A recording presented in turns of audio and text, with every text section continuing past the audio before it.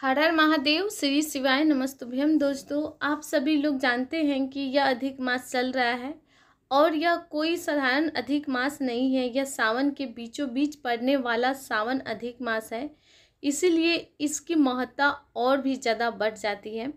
पंडित प्रदीप मिश्रा जी ने इस सावन अधिक मास की मासिक शिवरात्रि को किए जाने वाला एक ऐसा उपाय बताया है, जिस उपाय को करने से अगर किसी व्यक्ति को शरीर में कोई रोग और परेशानी है या उसको डायलिसिस भी चल रहे हैं या किसी भी प्रकार की ऐसी समस्या हो जो कि उसके शरीर से जुड़ी हुई हो और वह बहुत ज़्यादा परेशान है, तो आपको यह सावन अधिक मास की मासिक शिवरात्रि का यह उपाय जरूर करना चाहिए, जो कि पंडित प्रदीप मिश्रा ने अपनी अभी सावन में चल रही कथाओं में बताया है।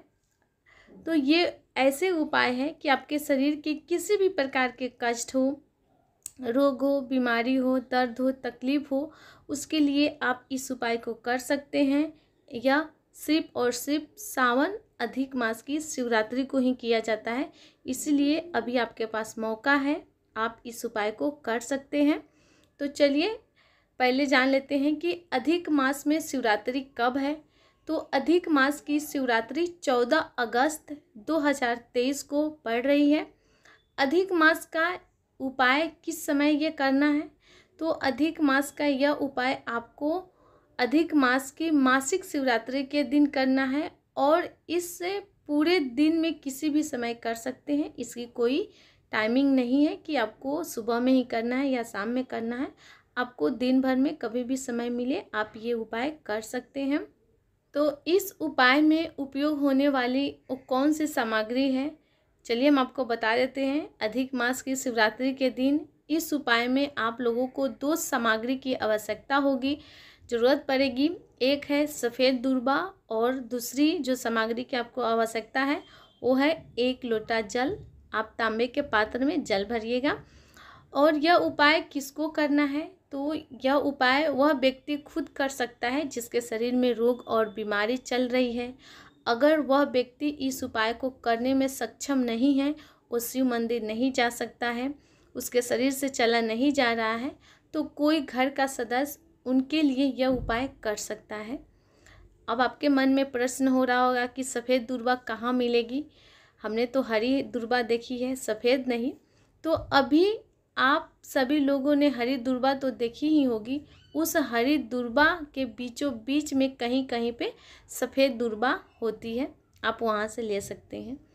अधिक मास के उपाय की जो विधि है वो भी आप जान लीजिए। अधिक मास की शिवरात्रि के दिन आपको एक सफ़ेद दूर्बा और 1 लोटा जल तैयार करके भगवान शिव जी के मंदिर पहुँचना है। मंदिर पहुंचने के बाद आपको सबसे पहले भगवान शिव जी के शिवलिंग के पास में आकर अपने पास रखे सफ़ेद दूर्बा को भगवान शिव जी के शिवलिंग के ऊपर समर्पित करना है। जब आप यह सफ़ेद दूर्बा शिवलिंग के ऊपर समर्पित कर रहे हो तो उस समय आपको अवधूतेश्वर महादेव और कुंदकेश्वर महादेव का नाम का स्मरण भी करते रहना है। आप मन ही मन अवधूतेश्वर महादेव और कुंदकेश्वर महादेव का नाम का स्मरण करते रहना है।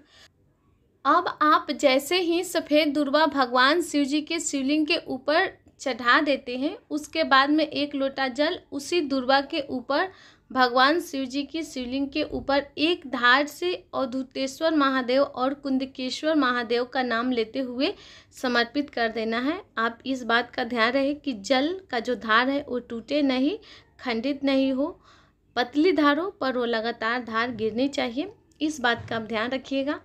अब यह जल जो आपने भगवान शिव जी पर चढ़ाया है, इस जल को थोड़ा सा जलाधारी से झेल कर ले आना है और साथ ही में जो सफ़ेद दूर्बा आपने भगवान शिव जी पर चढ़ाई है उसको भी वापस से उठाकर अपने घर वापस ले आना है।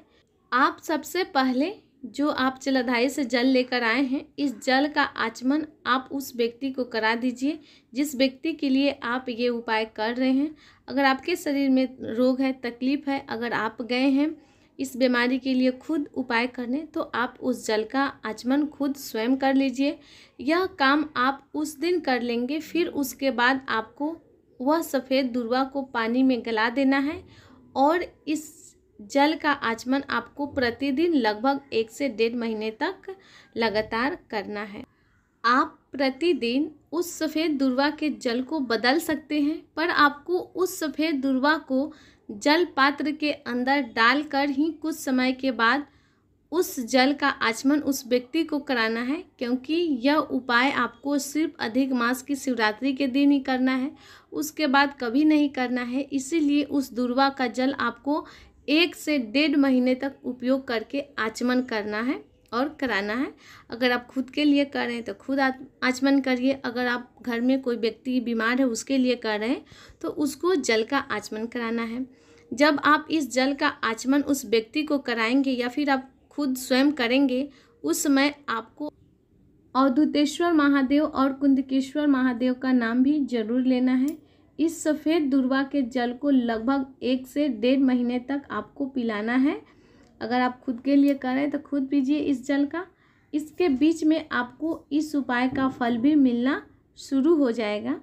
जब आप ये उपाय करेंगे लगातार 1 से 1.5 महीने तक, जो भी आपके शरीर में कष्ट है, बीमारी है, दुख है, तकलीफ है, उसमें आपको आराम मिलना शुरू हो जाएगा। आपको 1 से 1.5 महीने में यह उपाय पंडित प्रदीप मिश्रा जी ने अपनी सावन में चलने वाली कथा में बताया है, और यह उपाय सिर्फ सावन अधिक मास में पड़ने वाली मासिक शिवरात्रि के दिन ही करना है, इसके अलावा कभी भी नहीं करना है। इस उपाय को आप इस बात का ध्यान दीजिएगा।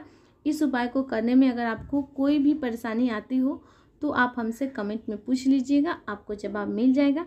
चैनल पर पहली बार आए हैं तो चैनल को ज़रूर सब्सक्राइब करिए। वीडियो अच्छी लगती हो तो लाइक बटन दबाइएगा। कमेंट में हर हर महादेव या श्री शिवाय नमस्तुभ्यम जरूर टाइप कीजिएगा। फिर मिलते हैं आपके लिए एक और कल्याणकारी वीडियो लेकर। तब तक के लिए आप सबको एक बार फिर से श्री शिवाय नमस्तुभ्यम।